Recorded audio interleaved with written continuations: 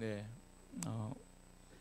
오늘 말씀의 내용은 예수님께서 대제사장이 되셔서 우리를 영혼의 지성소로 인도하신다 하는 내용, 예수님의 그 십자가 지시기 전 요한복음에 나오는 긴 기도의 내용을 앞에 부분에 함께 읽고 이 말씀을 전하려 합니다. 가을이 되면 우리에게 떠오르는 시가 있습니다. 여러분, 저는 항상 이 시를 가을이 되면 떠올리는데요. 여러분 잘 아시는 시죠? 가을에는 기도하게 하소서. 낙엽이 지는 때를 기다려 내게 주신 겸허한 모국으로 나를 채우소서. 가을에는 사랑하게 하소서. 오직 한 사람을 택하게 하소서. 가장 아름다운 열매를 위하여 이 비옥한 시간을 가꾸게 하소서. 가을에는 홀로 있게 하소서. 나의 영혼 굽이치는 바다와 백합의 골짜기를 지나 마른 나뭇가지 위에 다다른 까마귀 같이. 이렇게 이게 기억에 제가 중학교 때인가 고등학교 때 국어책에서 이렇게 배웠던, 교과서에서 배웠던 것 같은데 아직까지 제 머릿속에 계속 되뇌이고 있는 시입니다. 시인이 겸허한 모국으로 자기 말을 기도의 말로 채워달라고, 그리고 사랑할 수 있게 해달라고, 그리고 마지막으로 홀로 있게. 이 홀로는 하나님 앞에 선 어떤 절대자의 독대하는 모습이겠죠. 절대자와 독대하는 모습이겠죠. 하나님 앞에 선 자신의 영혼을 놓고 기도하고 있습니다. 저는 이 식구를 가을이 되면 읊조리다가 이게 영혼의 큰 울림이 되어서 기도에 대한 간절한 열망을 요즘 많이 가지게 됩니다. 기도의 회복에 대한 소망과 열망입니다. 그런데 우리는 이 기도라는 말을 들으면, 기도합시다라는 말을 들으면 이게 쉬운 문제가 아니다는 생각이 딱 듭니다. 기도합시다라고 할 때 막연한 마음이 듭니다.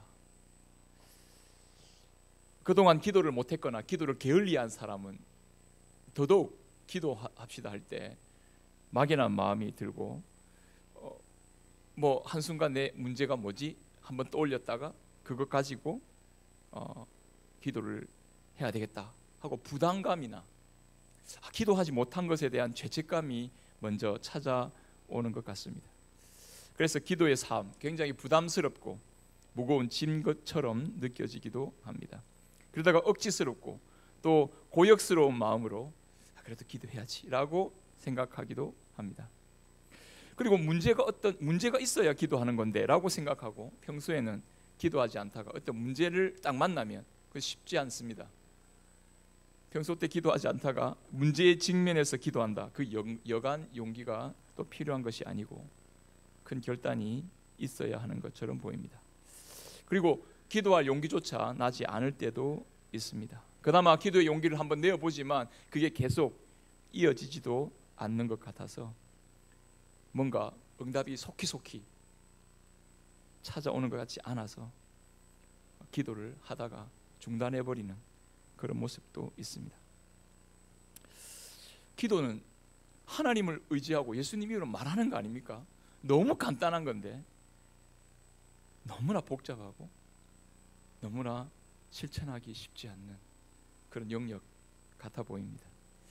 우리의 삶에는 생각 밖에 기도에 큰 장애물들이 놓여 있습니다. 시간이 없어서, 믿음이 없어서, 마음이 집중이 안 돼서, 기도할 마음에 소망과 힘이 없어 낙심된 가운데 있어서 기도할 마음이 생기지 않아서, 여러 가지 이유로 우리는 기도에 대한 장애물을 가지고 있습니다. 그런데 여러분, 오늘 저는 이 본문의 말씀을 통해서 예수님께서는 이 기도를 예수님의 그 십자가 대속의 사역을 통해서 이루신, 우리에게 주신 가장 위대한 선물로서, 기도를 통해 우리에게 허락하신 가장 영광스러운 특권, 그 기도를 통한 부유한 축복이 무엇인지를 오늘 우리에게 말씀해주고 있습니다. 오늘 우리는 이 말씀을 통해서 여러분, 기도의 삶에 하나님이 주시는 이 부요한 특권과 축복을 깨닫고 우리 신앙의 회복과 영적인 부흥의 그 근원지로서의 기도의 삶을 깨닫고 여러분 한 사람 한 사람 영혼 깊은 곳에서부터 기도의 불길이 타오르는 그런 각성이 일어나는 저와 여러분들의 모습이 될 수 있기를 바랍니다. 기도하는 거 쉽지 않죠. 여러분 그렇게 느끼죠. 기도에 큰 장애물들이 놓여 있습니다마는 시편 기자가 이렇게 고백했습니다. 주께 힘을 얻고 그 마음에 시온의 대로가 있는 자는 복이 있다. 여러분 우리 영혼의 지성소로 나아가는 가운데 여러 장애물들이 있지만 그 마음에 시온의 대로가 열린 자에게 복이 있다는 이 사실에 그 복된 길로 나아가는 저와 여러분들의 삶의 모습이 될 수 있기를 바랍니다. 오늘 말씀 보면 예수님이 십자가를 앞두고 기도하십니다. 예수님은 이 기도를 통해서 자신의 이 십자가 죽으심이 어떤 의미를 갖게 되는지를 기도로서 우리에게 제자들에게 알려주시고 이것을 기록하여 이 말씀을 읽는 자로 하여금 예수님께서 십자가 지시고 가는 이 길이 바로 이 기도의 길을 열어주시는 것이구나. 영화로우신 하나님의 그 영광스러운 임재 안으로 우리를 들여다 보내주시는 일이 바로 이 십자가 지시는 일이구나 하는 것을 깨닫도록 주님은 이 십자가를 앞두고 제자들과 앞으로 믿게 될 성도 신자들을 우리의 또 다른 미래의 제자들을 위하여 기도하시는 장면을 볼 수가 있습니다. 예수님은 십자가를 앞두고 제자들의 발을 씻기시면서 요한복음 13장 14장부터가 14, 15, 16 오늘 17장에 이르기까지 십자가를 앞두고 굉장히 역설적인 내용을 말씀하십니다. 그것은 뭐냐면 지금 예수님이 떠나시는데 아버지께로 가신다고 자꾸 이야기하시고 어디는가 떠나신다고 이야기하면 제자들이 불안감을 더 증폭시키고 떠나시는데 제자들은 고난과 핍박 가운데 있을 거라는 또 더 불길한 말씀을 하십니다. 그런데 그런 가운데서 오히려 주님은 위로하시고 담대하라 하시고 내가 너희를 떠나지만 떠나는 게 아니라 성령으로 아버지 안에 아버지와 함께 내가 너와 함께 있을 것이라고 말하고 내 안에 거하라 하시는 말씀을 지금 13, 14, 15, 16장까지 계속 이어서 이 말씀을 정반대처럼 보이는데 나는 떠나는데 내가 너와 함께 하겠다 하는 두 가지 말씀을 공존해서 말씀하고 있습니다. 그리고 세상에서 너희가 홀로 있는 게 아니라 고난당할지라도 염려하거나 걱정하지 말라. 나의 평안을 가지고 나의 평안을 누리라. 그렇게 말씀합니다. 그래서 14, 15, 16장의 마지막 결론으로 16장 33절에 이렇게 말씀을 하고 있습니다. 이것을 너희에게 이르는 것은 너희로 내 안에서 평안을 누리게 하려 함이라. 세상에서는 너희가 환난을 당하나 담대하라. 내가 세상을 이기었노라. 여러분 주님은 내가 떠나지만 오히려 너희들은 내 안에 있고 내 평안 안에 있음을 기억하고 세상 안에서 환난과 고난이 있지만 평안하라. 주님께서 말씀하십니다. 세상에 어려움 당해서 지는 것 같아 보이지만 지는 게 아니라 너는 세상을 이기는 자라고 주님께서 말씀하고 계십니다. 여러분 우리 주님께서는 바로 내가 떠나지만 내가 너희와 함께하는 그 현실을 그냥 그럼 우리가 내가 죽고 난 다음에 어떤 미래에 예수님이 말씀하신 그 날에 종말의 날에 우리가 같이 있겠다 이렇게 생각할 수 있는 착각할 수도 있는 오해할 수도 있는 상황에서 예수님은 이렇게 딱 말씀하십니다. 그게 아니라 바로 지금 성령으로 나의 이름으로 기도하는 거기에 응답이 있을 것이고 내가 너와 함께하는 것을 깨닫게 될 것이다. 그게 뭐라고 말씀하시냐면 요한복음 16장 23절 24절 그날에는 너희가 아무것도 내게 묻지 아니하리라. 내가 진실로 진실로 너희에게 이르노니 너희가 무엇이든지 아버지께 구하는 것을 내 이름으로 주시리라. 지금까지는 너희가 내 이름으로 아무것도 구하지 아니하였으나 구하라. 그리하면 받으리니 너희 기쁨이 충만하리라. 지난주 설교의 마지막 결론이었습니다. 주님은 바로 기도하는 그 현장에 예수 그리스도 이름으로 기도하는 그 자리에 우리를 영접하시고 받아주시면서 우리와 함께 하시면서 미래의 그 종국에서 함께 하시는 게 아니라 바로 기도하는 그 자리에 주님이 함께 하시는 것을 우리에게 약속하시고 그 응답을 주님께서 우리에게 말씀하십니다.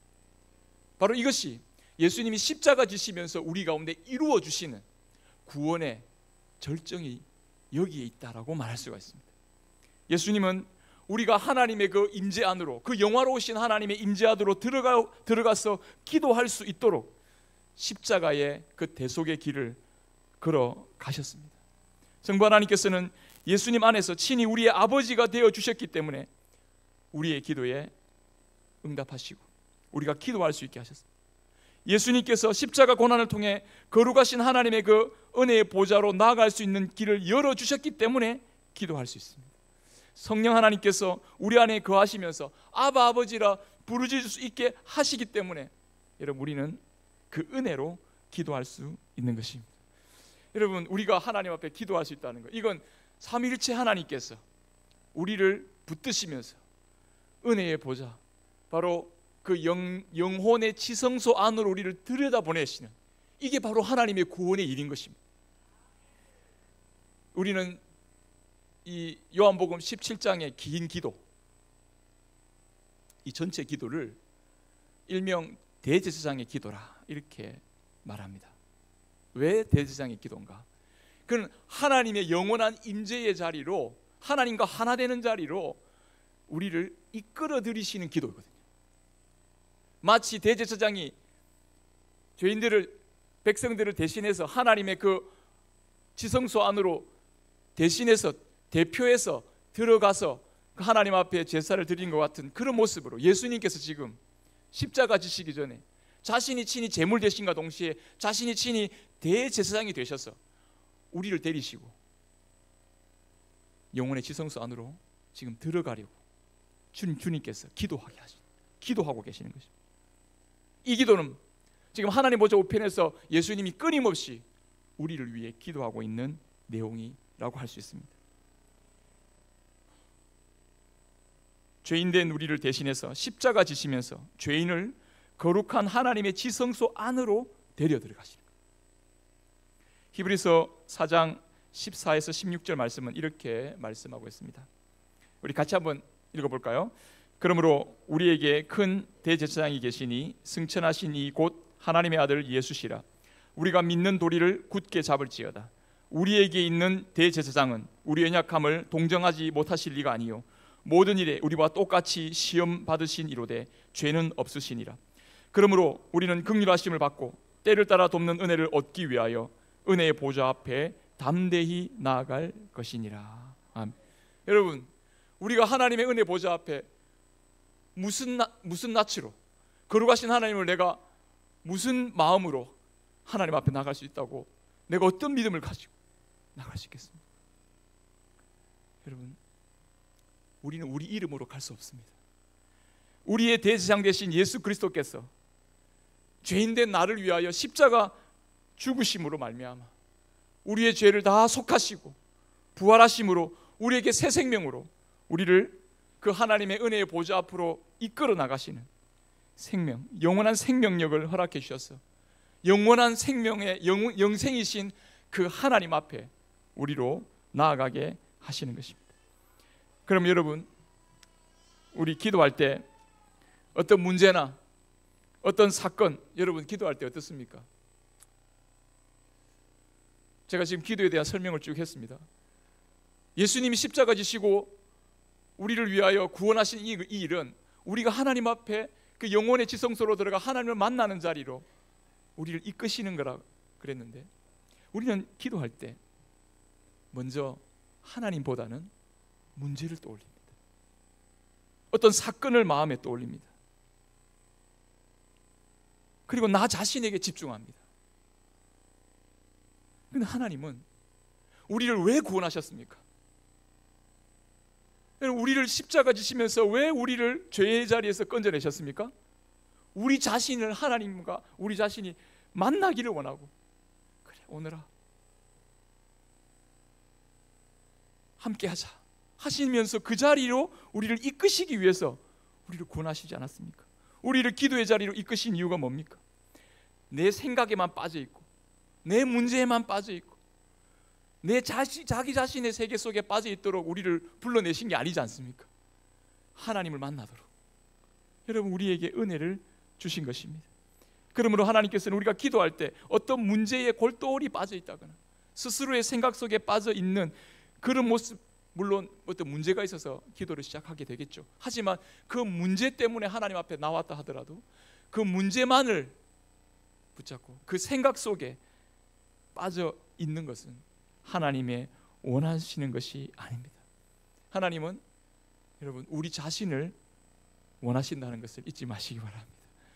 우리를 구원하셔서 하나님의 자녀로 구원하셔서 우리를 그 자녀로 대하시면서 여러분 예수 그리스도로 이름으로 기도하는 그 한 영혼 한 영혼마다 주님이 그 임재의 장막을 펴시고 그와 함께 하시면서 그를 품으시고 주님께서 그 기도를 들어주시는 줄 믿습니다.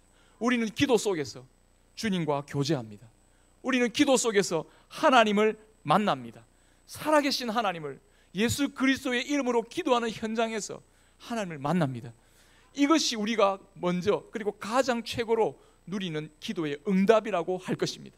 문제를 당장 해결받고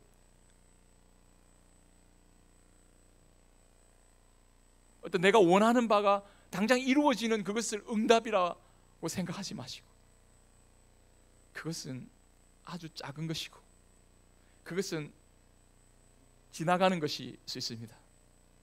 그러나 그 응답하시는 하나님이 영원히 나를 붙드시고 함께 하신다는 이것을 응답으로 받는다면 여러분 그는 하나님과 함께하는 삶의 기도를 내 평생 지속하면서 영생이신 하나님과 함께 영생의 삶을 누리면서 그는 살아가게 될 것입니다. 기도는 거룩하신 하나님의 임재에 대한 우리의 반응입니다. 기도는 우리의 속사람을 거룩하신 하나님의 임재의 세계로 들여다보내는 것입니다. 우리 영혼을 지성소에 들어가게 하는 이 일이 바로 기도입니다. 하나님과 함께 독대합니다. 미지의 세계에서 멀리 떨어져 있는 구름 너머에 계신 분을 우리가 보는 것이 아니라 예수 그리스도 이름으로 하늘에 계신 우리 아버지야라고 부를 때 우리는 그 자리에서 하늘의 보좌에 있는 그 지성소로 들어갑니다. 우리는 거기서 우리 영혼이 하나님의 그 사랑의 신비 속에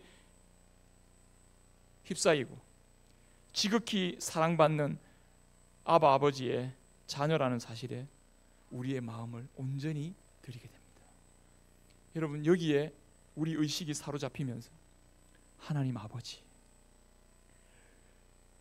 영혼의 지성소 안으로 들어가서 하나님의 임재 안에 기뻐하면서 깊이 그 안에서 기도의 삶을 통해 영생의 능력을 회복받게 되는 것입니다.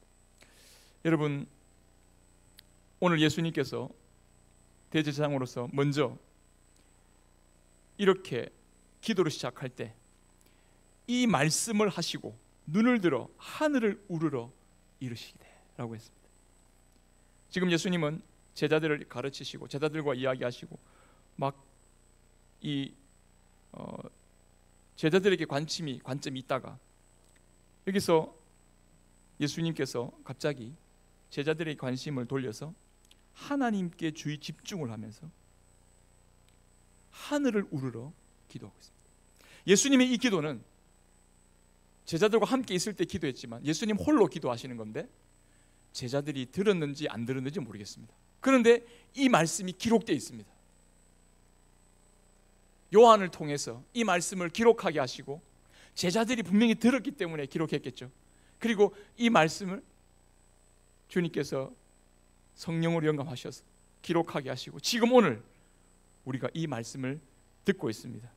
그러면서 우리는 주님이 기도하신 이 기도의 내용을 따라서 우리가 어떻게 기도해야 될지를 영혼의 지성소로 나아가는 이 기도를 우리로 배우게 하시고 깨닫게 하시고 그리고 순종하여 실천하여 그 기도의 깊은 은혜의 자리로 우리를 초청하시고 이끌어 주시는 줄 믿습니다.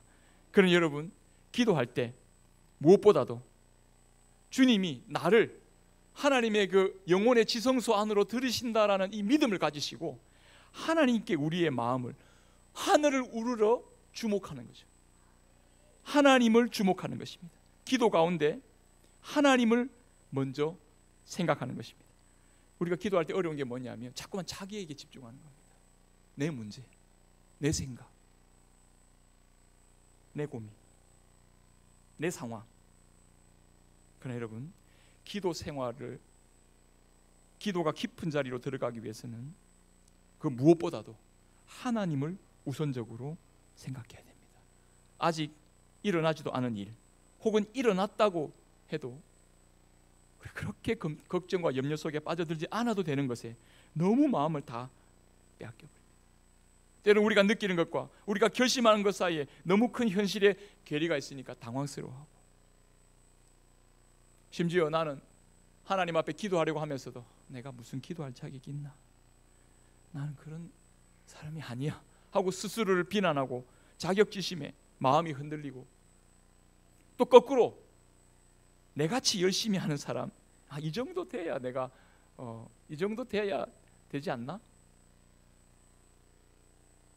남 모르는 나름대로의 어떤 신비로운 뭔가가 있는 것처럼 그건 특권이 주어진 영적 엘리트로 인정받고 싶은 교만한 마음이 자리 속에 딱 자리 잡고 있을 때, 여러분, 기도하는 척하고 기도하는 폼은 내어도 마치 세리와 바리새인의 기도 가운데 주님께서 바리새인의 기도를 인정하지 않은 것처럼 주님, 그는 기도하지 않는 거죠.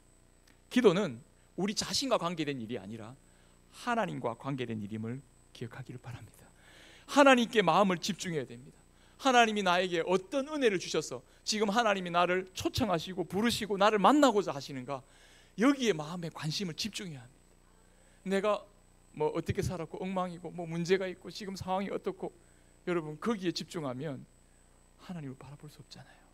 하늘을 우를 수 없고 내가 하나님의 영혼의 지성소 안으로 들어갈 수 있는 입구를 찾지 못하는 거죠. 죄인된 우리는 하나님보다 우리 자아에 대한 생각에 깊이 자리 잡혀 있습니다. 자기가 잘났든 못났든 어쨌든 자기 자아에 대한 집중이 우리를 장악합니다. 그러나 여러분, 그 마음에서 빠져나와서 하늘을 우러러, 예수님이 하늘을 우러러 주목하며 기도하신 것처럼 하나님을 바라보고 영혼의 지성소로 곧장 예수 그리스도 이름으로 나아가는 저와 여러분 되기를 바랍니다. 그러면 예수님께서 이 영혼의 지성소로 들어가시기 위하여 어떤 기도를 하고 계십니까? 주님은 오늘 영혼의 지성소로 들어가서 지금 십자가를 앞두고 기도하는 이 기도의 자리에서, 십자가 왜 이렇게 고통스럽습니까? 탄원하고 원망하고 이런 기도가 아닙니다. 자기가 왜 이 십자가를 지어야 되는지 원망이나 불평이 없습니다. 예수님의 기도에는 하나님의 영광이 자리 잡고 있습니다. 눈을 들어 우러러 하늘을 우러러 기도하면서 하나님 아버지께서 영광 받으시기를 기도하고 있습니다. 이것이 예수님이 십자가 지는 목표입니다. 예수님이 십자가로 향하는 길의 목표는 하나님의 영광입니다. 말씀이 육신이 되어 우리 가운데 거하시며 우리가 그 영광을 보니 아버지의 독생자의 영광이요 은혜와 진리가 충만하더라. 예수님께서 육신의 몸으로 이 땅에 내려오셨는데, 그 내려오신 이유는 바로 하나님의 영광스러운 임재를 이 땅에 우리 가운데 나타내고자 하심입니다. 그러기에 우리는 기도 가운데 예수님께서 아버지여 때가 이르렀사오니 아들을 영화롭게 하사 아들로 아버지를 영화롭게 하옵소서 하는 이 하나님의 영화로움, 하나님의 영광을 구하는 이 기도의 중심을 우리는 분명히 마음속에 품고 나가야 합니다. 우리는 기도할 때 이 세상 영광과 자기 영광을 추구하는 그 삶의 죄인의 모습을 벗어버리고 진정한 하나님 앞에서의 자기의 모습을 바로 찾고 하나님의 영광을 바라보는 우리가 되어야 합니다.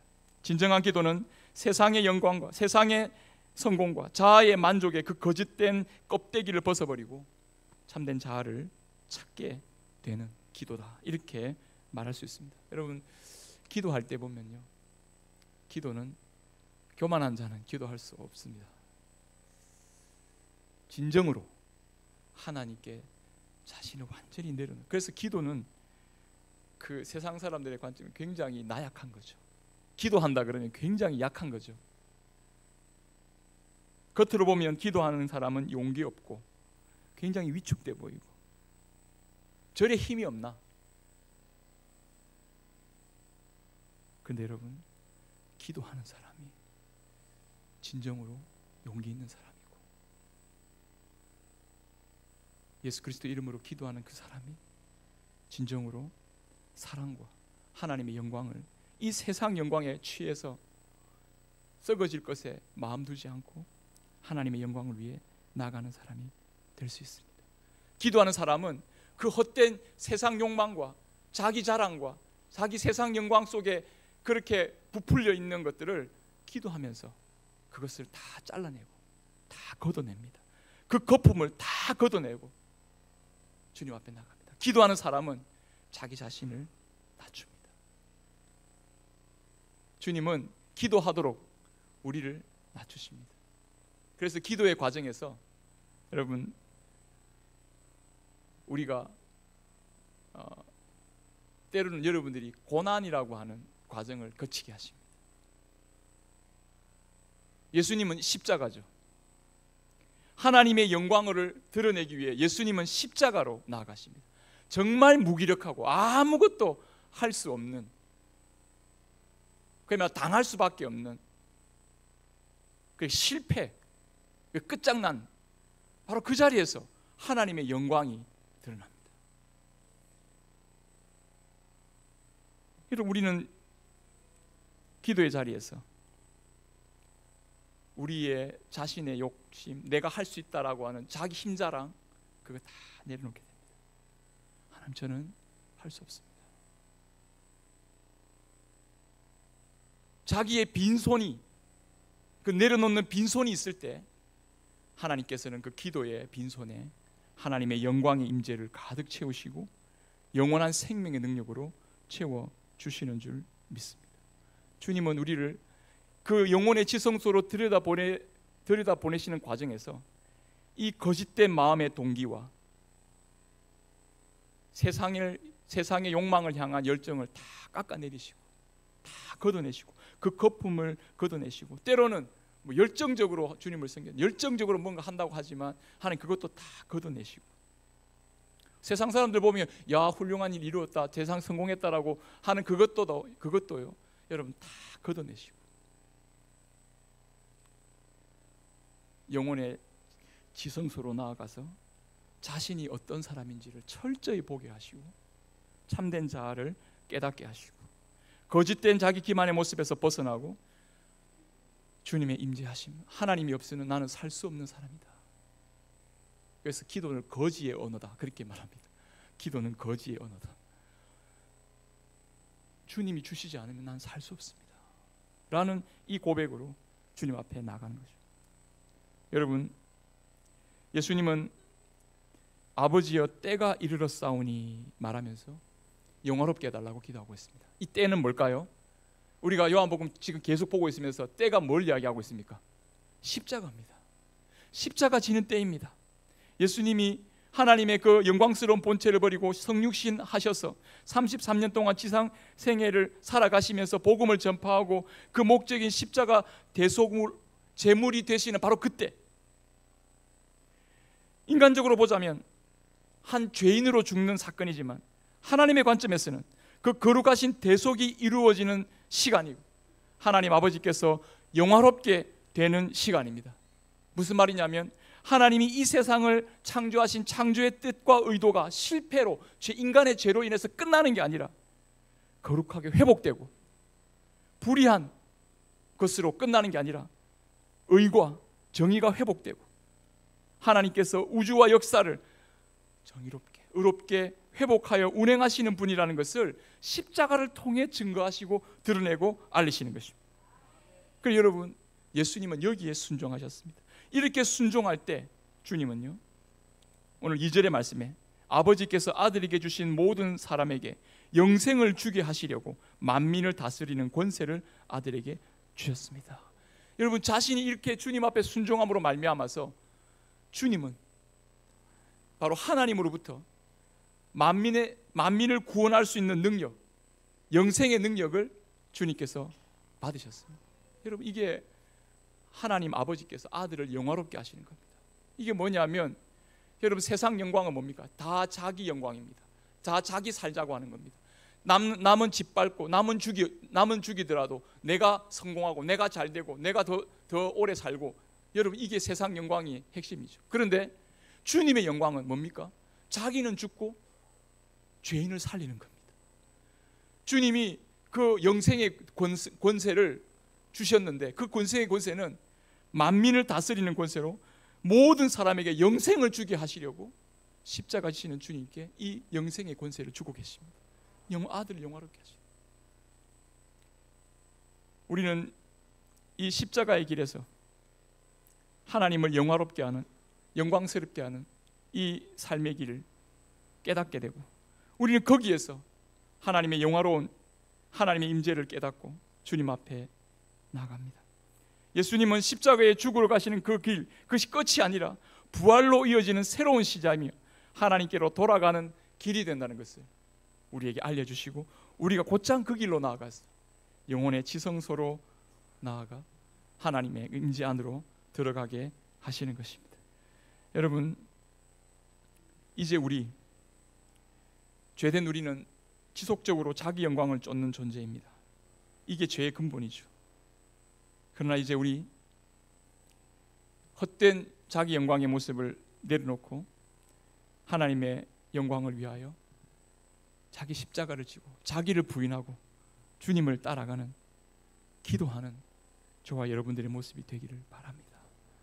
기도한다는 것은 자기를 부인하는 겁니다. 자기를 부인하지 않으면 기도할 수가 없습니다.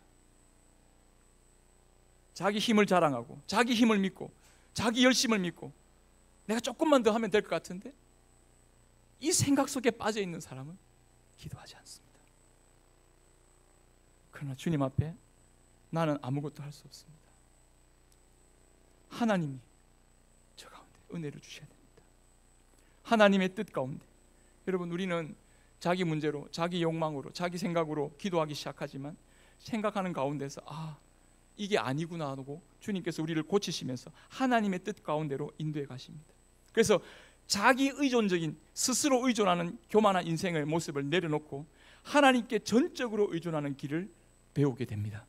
이게 바로 영혼의 지성소로 나아가는 길이라고 할 수가 있습니다. 우리가 스스로 할 수 있다고 생각하는 그 오만함을 깨닫고 내려놓지 않는 한 하나님은 우리 삶에 온전히 역사하시지 않습니다. 우리가 더 이상 우리 힘으로 살 수 없다는 것을 확실히 깨닫고 인정할 때까지 하나님은 어쩌면 때로는 우리 곁에 가만히 머물러 계시기도 합니다. 그래서 오직 주님께 모든 것을 맡기고 순종의 삶으로 나아갈 바로 그 모습을 통해서 하나님은 세상이 알 수 없는 영원한 생명의 능력으로 그와 함께 하시면서 하나님의 영광을 드러내어 주시는 줄 믿습니다. 여러분, 자기 영광, 세상 영광을 추구하는 그 안에는 온갖 염려와 시기와 고통과 두려움, 싸움의 모든 원인이 바로 그 욕심의 욕망에서부터 나옵니다. 자기 중심적인 자기 영광을 추구하는 그 고통에서부터 떠나서 영원한 영광을 추구하는 영혼의 지성소 안으로 들어가는 저와 여러분 되기를 바랍니다. 그러면 그렇게 기도하면서 영혼의 지성소 안으로 들어가면 우리가 받게 되는 하나님의 응답이 뭡니까? 여러분, 그것은 바로 영생입니다. 3절 우리 다 같이 한번 읽어보겠습니다. 시작. 영생은 곧 유일하신 참 하나님과 그가 보내신 자 예수 그리스도를 아는 것이다. 여러분, 성경에서 안다는 것은 보통 단어가 아닙니다. 이 안다는 것은 공동체를 이루는 겁니다. 서로 하나가 되는 겁니다. 한 생명을 서로 이렇게 공유하는 겁니다. 안다는 것, 결국 결혼이죠. 둘이 하나가 되는 겁니다. 혼인해서 한 집안, 한 공동체를 이루고 둘이 하나가 되는 바로 이 관계의 친밀성, 이게 바로 안다는 겁니다. 이제 하나님과 그 아들 예수 그리스도와 우리가 하나라는 그 생명의 교제, 사귐 속에 우리가 들어가게 된 것입니다. 우리가 받은 예수님을 믿음으로 말미암아 받은 이 축복이 뭐냐? 하나님 아버지와 예수 그리스도 안에서 우리는 하나님과 함께하는, 하나님과 사귐을 우리가 가지고 살아가는 영생을 우리가 누리게 된다는 것입니다. 하나님과 함께 사귀는 삶. 여러분, 우리 인생은 유한하잖아요. 죽습니다. 육신의 생명이 아니라 영원하신 하나님과 함께 사귀는 이 삶, 이 영생의 생명이 바로 기도하는 우리에게 주어진다는 사실입니다. 기도하는 이 사람은 영생을 맛보고 있고, 기도하는 이 사람은 영생을 누리며 산다고 할 수가 있습니다. 이제 영혼의 지성소로 들어가서 하나님의 임재 가운데 기도하면서 그 하나님의 영광스러움을 누리며 그 영생의 능력 가운데 여러분 주님 앞에 굳게 서는 저와 여러분 되기를 바랍니다. 설교 마지막으로 하면서 제가 이렇게 여러분들 앞에 설교 내용을 조금 더 명확하게 좀 받아들이도록 설교 예화를 하나씩 쓰는데요. 오늘도 여러분 이 예화가 조금 여러분들에게 도움이 되기를 바라면서 그 어떤 설교집을 읽다가 눈에 띈 이야기가 있어서 여러분들에게 소개를 해드리고 오늘 설교를 마무리하려고 합니다. 조형 미술을 하는 사람 중에 권길중 박사라는 분이 있었습니다. 이건 굉장히 오래전 한 20년, 15년 되겠을까요? 이 사람 미국으로 이민을 가서요 굉장히 열심으로 작품 활동에 목도를 했습니다. 이 사람이 탁월한 능력을 인정받아 그 당시에 세계 100대 조형 건축가로 선정되는 영예를 안게 되었습니다. 돈도 벌 만큼 벌었고 영예도 얻을 만큼 얻어서 많은 사람들의 부러움을 사고 있을 위치에 여러분 꼭 이럴 때 나타나는 게 있죠. 뭡니까? 그만 이 사람이 식도암에 걸리게 됩니다. 그 식도암이 식도암으로 사형 선고를 받게 되는데 음식도 제대로 섭취할 수 없어서 그 자리에 일어날 수 없어서 거의 하루하루 계속 야위어져가는, 겨우 코로 호수에 끼워서 미염을 공급받는 정도로 생명을 유지하고 있었습니다. 의사들도 이제 손을 놓은 상태였고요. 가족들도 장례 준비에 들어간 상태였습니다.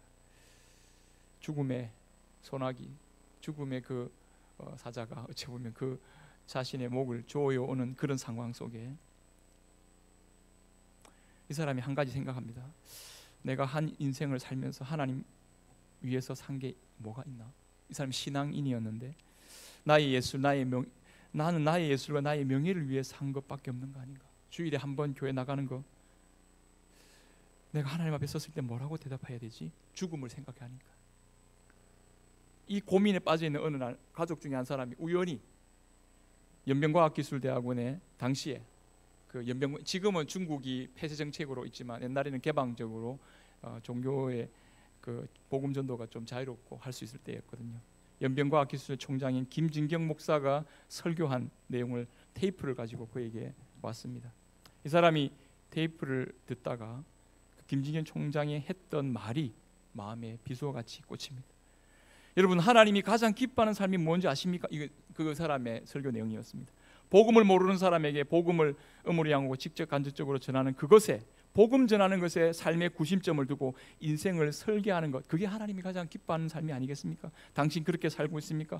하나님의 영광을 위해 살고 복음을 위해 살고 싶다면 여러분 연변과학기술대학원으로 오셔서 중국 젊은이들에게 복음을 전해 주십시오. 이게 이런 내용이었어요. 여러분들을 하나님의 영광을 하나님께서 여러분들을 썩는 하나님의 미라를 통해 영광을 받으실 것입니다 라고 딱 그렇게 초청해 설교를 했습니다. 이 사람이 이 설교를 듣고 정말 가슴을 후벼파는 아픔을 느꼈습니다. 하나님, 제가 진작 이런 사실을 알았더라면 제가 왜 하나님의 영광을 위해서 복음을 위해 사는 삶의 자신을 드리지 못했을까요? 이제는 할 수 없어도, 이제는 하고 싶어도 할 수 없는 병든 몸이 되었습니다. 주님 불쌍히 여기십시오. 이렇게 울면서 기도를 했습니다. 근데 그때 이상한 일이 일어났습니다. 차갑고 메말랐던 손이 갑자기 따뜻해집니다. 뭔가 먹고 싶은 생각이 자꾸 들었다고 합니다. 가족들에게 자신을 앉혀달라고 하고 자기 몸에 달린 호스를 빼고 정신없이 그 미음을 먹고 의사도 깜짝 놀랄 정도로 일주일이 지나고 한 달이 지난 가운데 몸이 점점 회복되는, 그래서 사람들이 전부 다 이거 연구, 이게 뭡니까, 이거 세미나 대상으로, 연구 대상으로 놀라워했다고 합니다. 이 사람이 어느 정도 거동이 가능해지자 어떻게 했겠습니까? 예, 곧장 가방 싸들고 부인과 함께 연변으로 갔습니다. 연변과학기술대학 건축과 교수로 그는 남은 생애 동안 하나님의 영광을 위해, 복음을 위해 그렇게 봉사하며 살았다고 합니다. 하나님 여러분,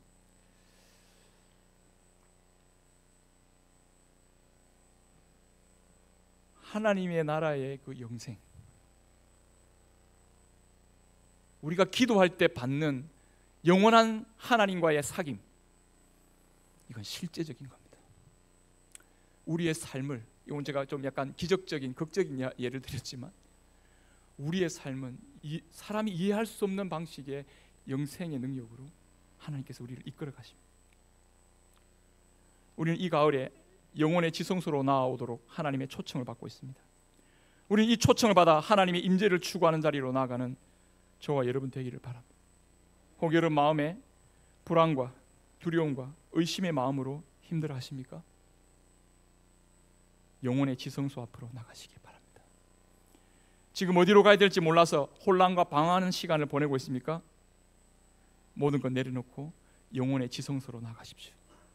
힘들고 고단한 삶의 문제로 여러분 마음 깊이 고민하고 아파하고 있습니까?